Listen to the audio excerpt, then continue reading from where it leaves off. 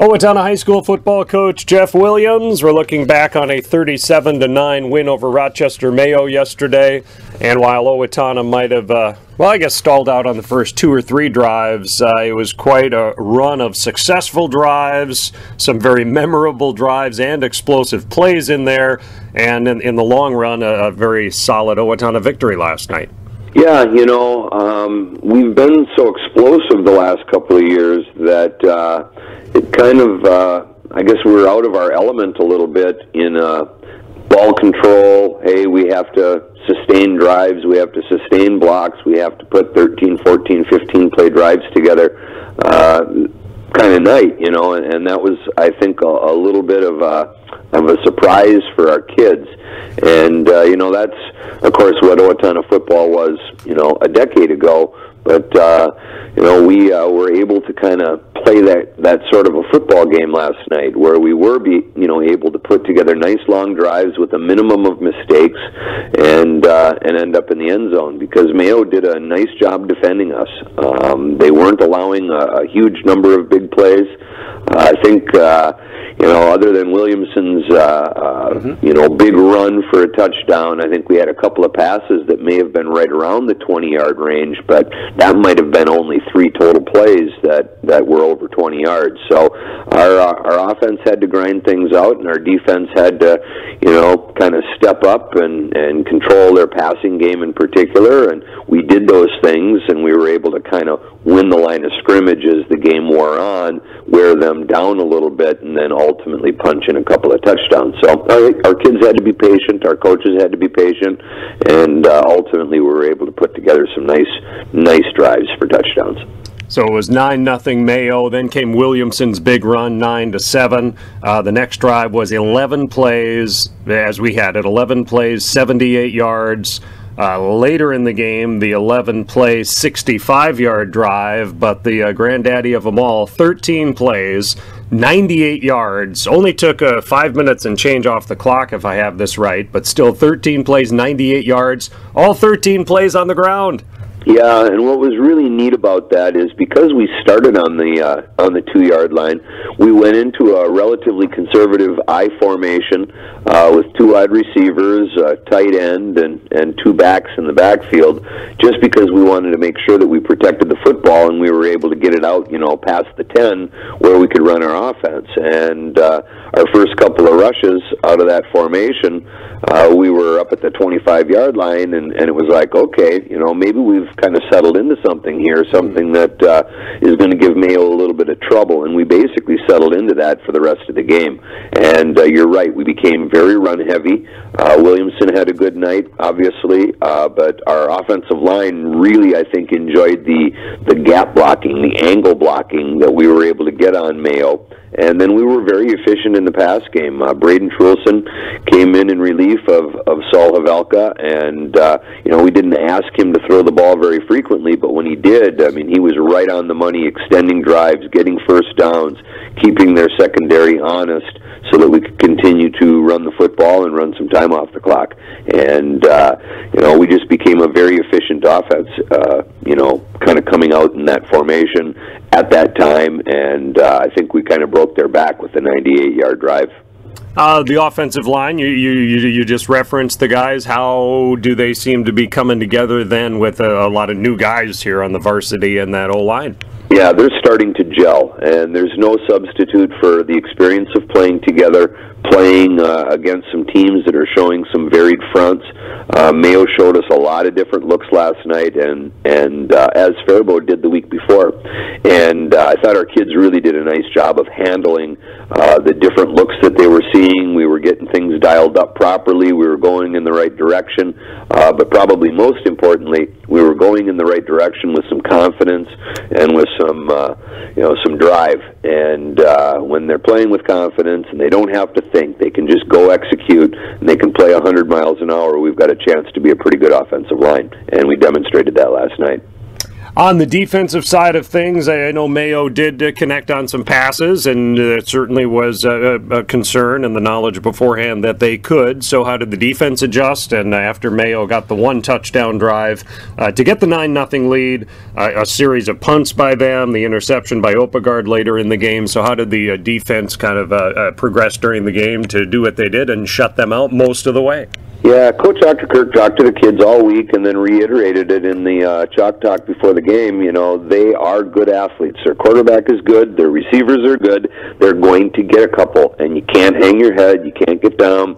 You know, you can't flinch. And I thought our kids responded well. You know, Dixon, their leading receiver, a week ago had one catch. It was a 40-yarder and ultimately led to a touchdown. But Jake Miller was on him all night and basically blanketed him the rest of the way. And that's nice to have that kind of senior leadership to get out there and say, hey, yeah, they got me. It happens once in a while. You tip your hat, and then you go back out there on the next play and make it your best play. And, you know, our defense did that all night. They didn't flinch after our offense put them in some bad spots.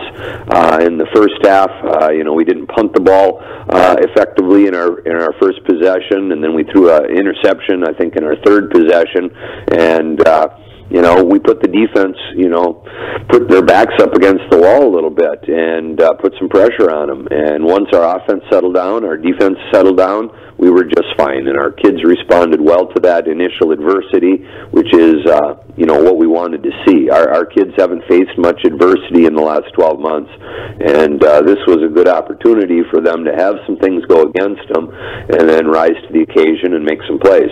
But, you know, our defensive line, you know, in answer to your question, our defensive line really stepped up after the first quarter, and we were able to limit their passing game because we were able to get some pressure on their quarterback. You know, we got some sacks, but as importantly, we put their quarterback on the run and forced some incompletions where he was running for his life.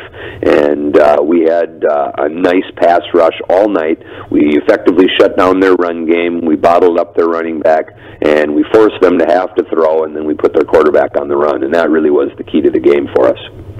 Injuries at all from yesterday? You know, I didn't even have a conversation with TC after the game, so that's always good news. You know, Saul tweaked his knee in practice. The field was a little bit wet, and we were just, you know, running some passing drills on air, and he just kind of tweaked his knee a little bit, was hobbling around.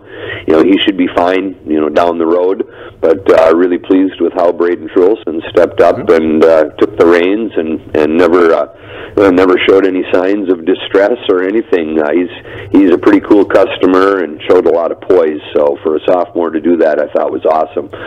Had Joseph Stronsky back. You know, that was really good to see. I thought he did a nice job, which, you know, gives us the opportunity to move a couple other linemen around. Ethan Roman played more offense last night, so hopefully we can stay healthy because we just really had a minimum of two-way starters. You know, Jake Miller probably played 3 series total on offense. Jason, you know, of course, played quite a bit of safety, but he won't let you take him off the field. But other than Jason, you know, we really pretty much have 22 starters, and that's awesome to see. And if we can keep the injuries at a minimum and keep our one-way starters, I think that's going to be very advantageous to us going down the road. We had Williamson, 34 carries, 276 yards, had that 63-yard touchdown run, and then capped the long 98-yard drive with a short run.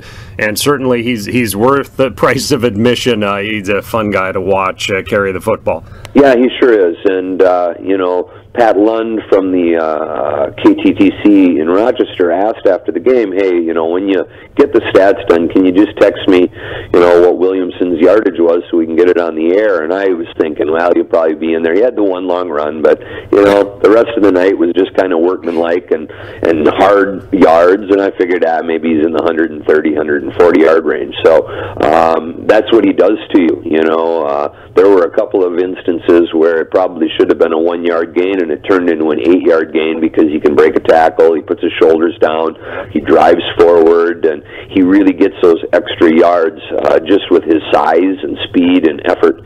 And it was a relatively quiet, I thought, 274 yards. You know, it was kind of cool to see. Just that workmanlike evening. We're used to the Jason Williamson run around in the open field, you know, flashy Jason Williamson, and last night was a real workhorse Jason Williamson. The Austin Packers come in. It's the home opener for Owatonna next Friday night. The scoreboard kind of lights up a bit when Owatonna plays Austin. Why is that, and what do you think is going to happen next Friday night? You know, they really had a nice quarterback in Tate Hebrink the last couple of years. He had a nice receiver core. They demanded your attention. They were able to spread the field with their wide splits and their wide outs all over the place, which, you know, helps the run game go a little bit. They don't have Hebrink this year, but they do have a real nice running back in Joe Seaman, and so he's a guy that we're going to have to, you know, contain and keep under wraps. But they have scored some points on us over the years, and you know, thankfully we've scored more. But they have turned into track meets, and you know, my hope is that our defense is starting to kind of gel and come together and swarm the football, that we can handle their athletes in space, force them to you know, do some things that they don't otherwise want to do, and we can get some turnovers and some big plays as we have the last couple of weeks. So we'll see. They're a good football team. They've got a lot of kids back. They've got a nice-sized roster. This will probably be the largest and probably deepest roster that Austin has had in maybe a decade and a half. So you know, we expect a good battle, a good match. They turned over the ball 4 or 5 times, maybe 4 turnovers, and then had a punt blocked against Mayo in week 1. And so, you know, they still kind of hung with them. They were within a touchdown late in the 3rd quarter. So we're anticipating a good battle with a good football team for our home opener. And a final note, just to kind of see what was happening around the region and the Big Southeast yesterday, and I guess I'll note that Northfield beat John Marshall 40-14, and I believe I saw on Twitter that for Coach Bubba Sullivan, that's win number 200. Nice program there in Northfield, a nice rivalry developing with Owatonna, and a milestone victory for the coach. Yeah, that's pretty cool. Bubba got the head job there 30 years ago. He was 23 years old, and it tells you, you know, if you're hiring a 23-year-old football coach, it's not a real enviable job to take. And Northfield was pretty terrible 30 years ago. When they left the Big Nine in the late 1960s, they were easily the worst program in the conference. I think their winning percentage was like 150 over 30 years in the conference. They left and went up to the Minnesota, where they could play some smaller schools, some more comparably sized schools, but they still weren't very good until Bubba got there, and he's turned them into a perennial contender. He's got a state championship under his belt in, I think, 97. We saw that football team in the playoffs, and they were dynamite. And he's just done a good job of attracting the best athletes in his school to his program. And when they're walking in the hallways, he can do good things with them. So it has developed into a good rivalry. And, you know, we're obviously keeping our low beams on and worrying about what's, you know, right up ahead of us. But, you know, there'll be a nice showdown week 7 with Northfield coming to our place. 37-9. Owatonna wins last night, 37-9 at Rochester Mayo. Austin for the home opener next week. Jeff, thank you very much for the time. Congrats to the team and the fans. A lot of fans there to cheer you guys on last night, and we'll see you on the home turf on Friday. Looking forward to it, Roy. Thank you. All right, Coach Williams, Owatonna High School Football, KRFO Coaches Show.